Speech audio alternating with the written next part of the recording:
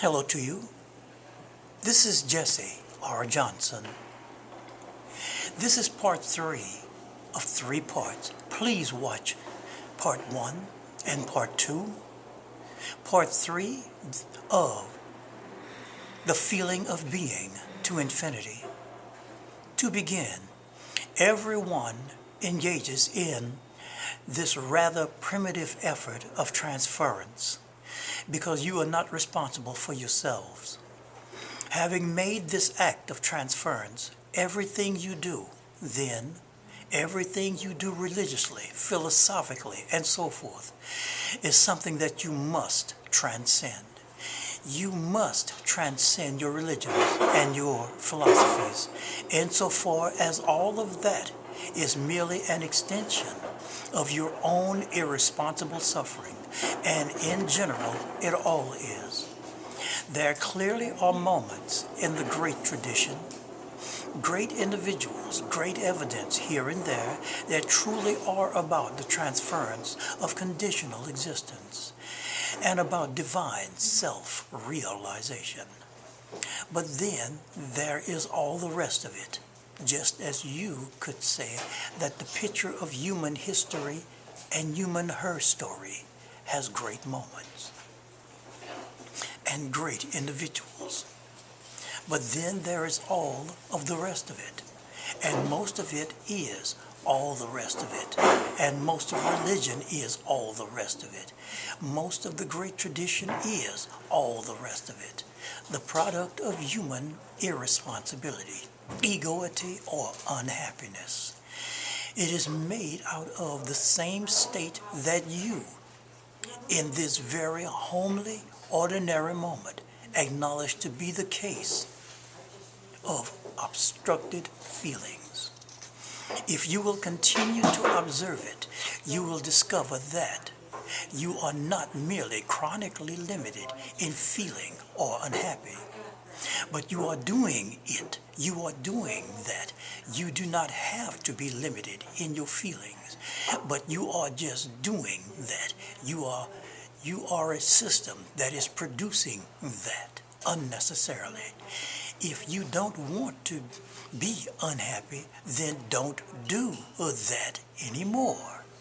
Don't appeal to the universe to cure you, to say the universe is evil, or get involved in all kinds of counter efforts in psyche and mind and emotion and body and socially to make yourself happy.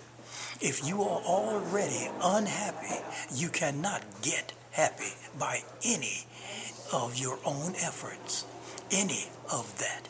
And if you really do not want to be unhappy anymore, you must observe yourself and stop being unhappy. Stop doing what is unhappiness. And what is unhappiness fundamentally but the limitation on feelings, something you are in fact doing. You notice that habitually, whatever arises, you feel in relation to it, either appropriately or inappropriately. If you see a gorilla chasing you, the appropriate emotional response is to be afraid and also to run, hopefully. And the inappropriate response is to laugh and start telling the gorilla stories about your childhood. If a person goes to a funeral, the appropriate response is to weep or feel sorrowful and be somber. And an inappropriate response, at least from the conventional point of view, is to laugh and do a tap dance, in effect to deny the fact of death.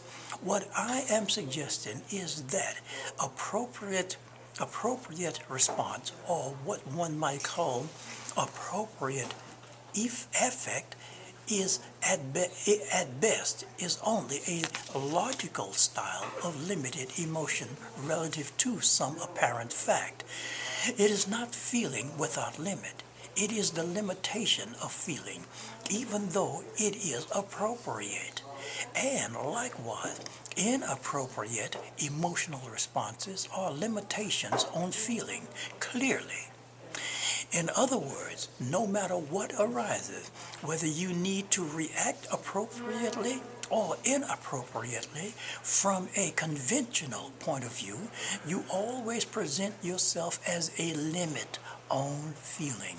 And this, as you might gather from a superior point of view, is inappropriate. In other words, you must do more than feel afraid when it is appropriate to be afraid, and sorrowful when it is appropriate to be sorrowful, and gleeful when it is appropriate to be gleeful.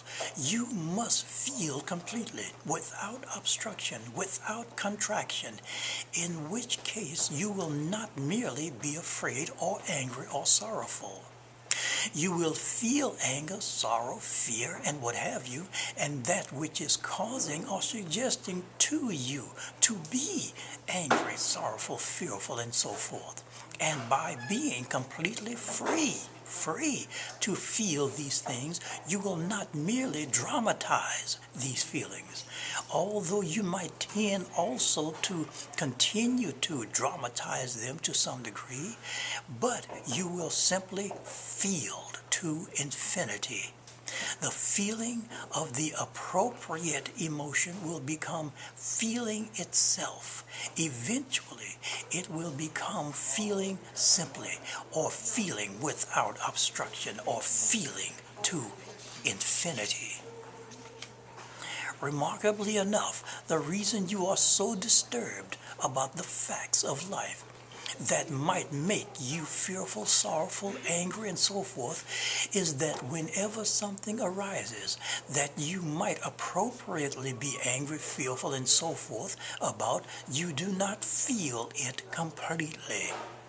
You limit your feeling of even these reactions, and you certainly limit your feelings of the circumstance or the condition that is arising. You are always exhibiting the evidence of limited feeling, obstructed feeling, contracted feeling. If feeling becomes limitless, if you do not contract, then feeling becomes being itself. No reaction, no contraction. Feeling without limit.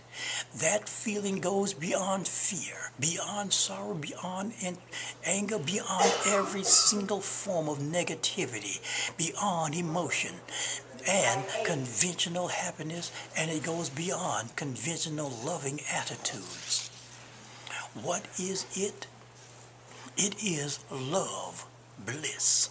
It is the self-existing and self-radiant force of being without the slightest obstruction.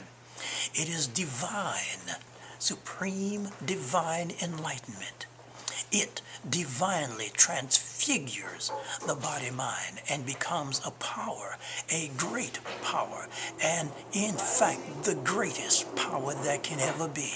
And because now you are looking at manifestation through this color, this one flavor, this free force or free energy, it even allows you to interpret everything differently.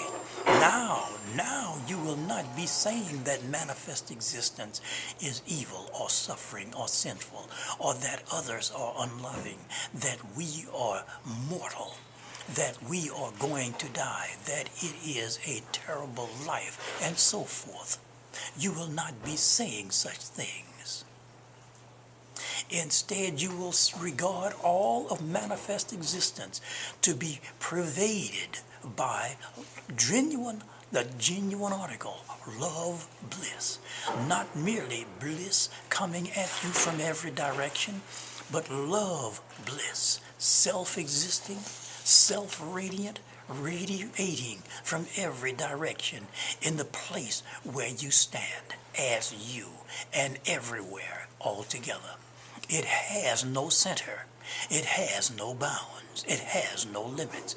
It is free energy, and in the midst of free energy, you are free as attention, not limited, not obstructed in your attention. When attention is without limit, it is divine consciousness itself. When energy is without limit, it is free force. When there is no limit on energy and attention, there is only self-radiant being without limit. And even the whole world becomes obviously that. And you, in the form of the manifest personality, ceases to exist as a manifest personality, as a character, as an ego, a separate object among all other things, and becoming someone who is active in the divinely transfiguring power that is inherent in the realm of conditional nature, and that transcends the ego and transcends everything also. I want to thank everyone for listening and watching, and have a very, very good day.